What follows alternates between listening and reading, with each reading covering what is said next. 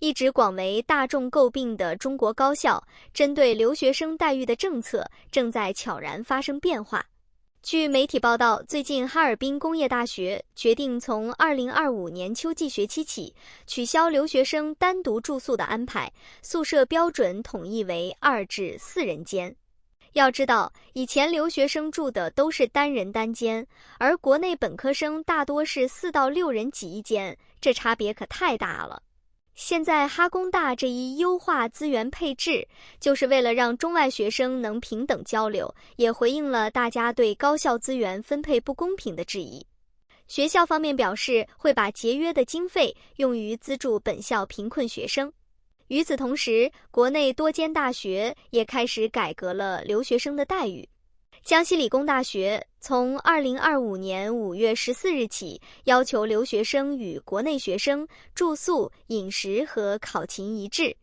中国石油大学华东率先将留学生宿舍收费标准与国内生拉平，结束持续10余年的双轨制住宿体系。浙江大学也取消了对东南亚留学生高额补助及2室1厅公寓配置，并清退96名非洲籍留学生，将节省的资金投入到与西部农村地区高校的合作项目中。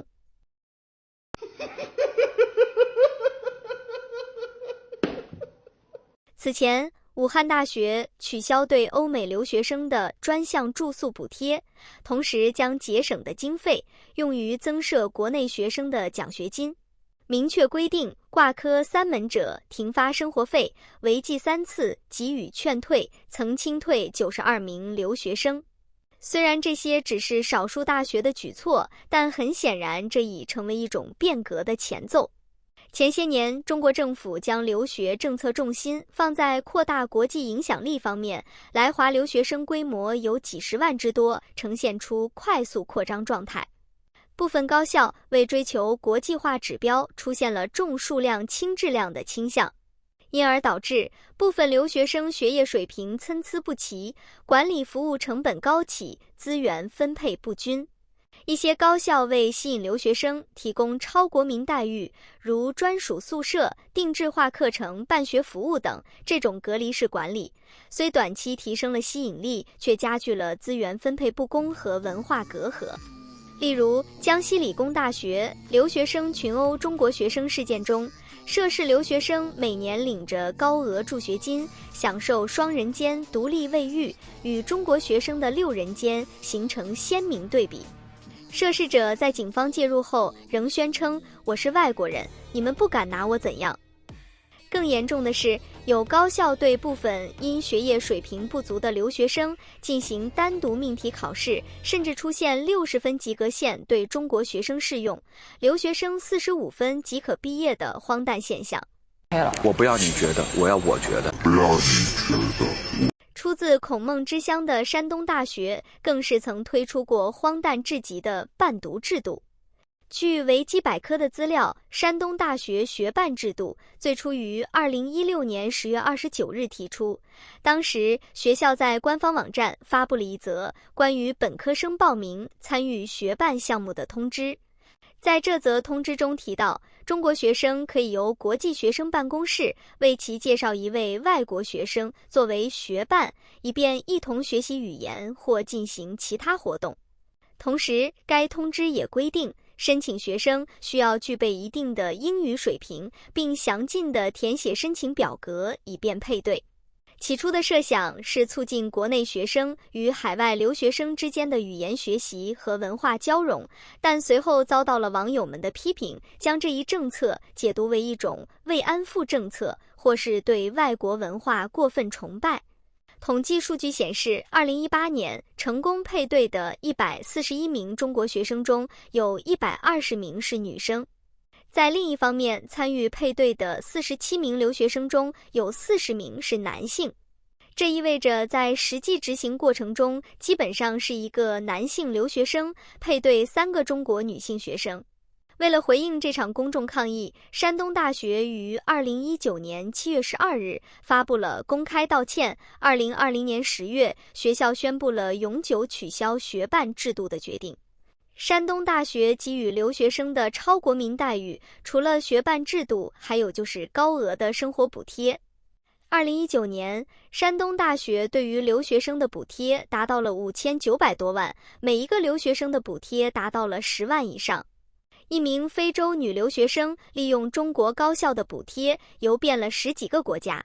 在视频中，她多次感谢中国，然而这种感谢却让每一个看到视频的中国学生感觉刺耳。造孽！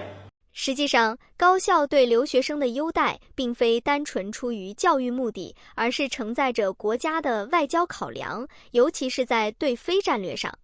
中国政府一直以来都以招收留学生并发放高额补贴的方式拉拢非洲国家达官显贵的子女，目的当然是为了争取在非洲国家多搞些项目，并且在争取项目开发的时候，这些非洲政要因为其子女在中国留学，从而对中资公司的运营大开方便之门。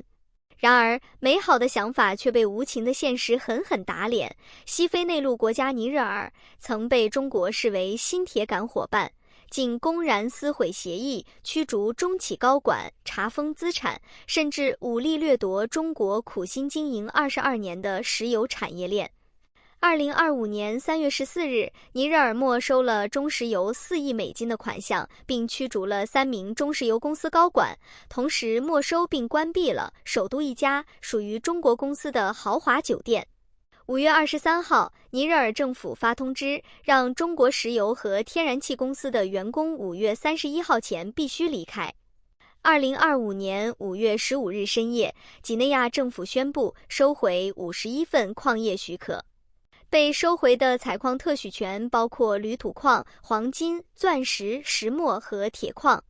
几内亚信息和新闻部长法纳苏马补充道，这些特许权已无偿归还给国家，其中包含 Access 矿区。该矿区2024年铝土矿产量达2300万吨左右，由顺达矿业、中水电11局和高鼎国际通过租赁协议开采。操！中国在非洲的战略布局屡屡受挫，在俄罗斯入侵乌克兰3年之后，苏式武器的拉胯已经是全世界有目共睹的事实了。而一直传承苏式武器的中国，虽然利用全球化红利高速发展了40年，但是并没有开发出任何拥有核心技术的武器系统，而中国经济目前正在急速恶化中。据数据显示，2023年西非政变国家对中国债务违约率已经飙升到47%，远超非洲大陆23%的均值。尼日尔油矿占中国核燃料进口总量的12%，直接关系到国内17座核电站的运行安全。从取消单人宿舍到拉平补贴标准，再到清退挂科违纪的留学生，中国高校对超国民待遇的反思已经不只是资源分配的问题，而是一次更深层的价值校准。过去，我们一度把国际化误解为对外让利，寄希望于靠高额补贴与特殊照顾换取国际影响力。但留学不是镀金特权，更不该是对外讨好的一场自我矮化。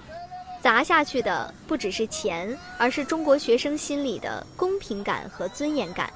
希望这场改革不是昙花一现，而是彻底转向。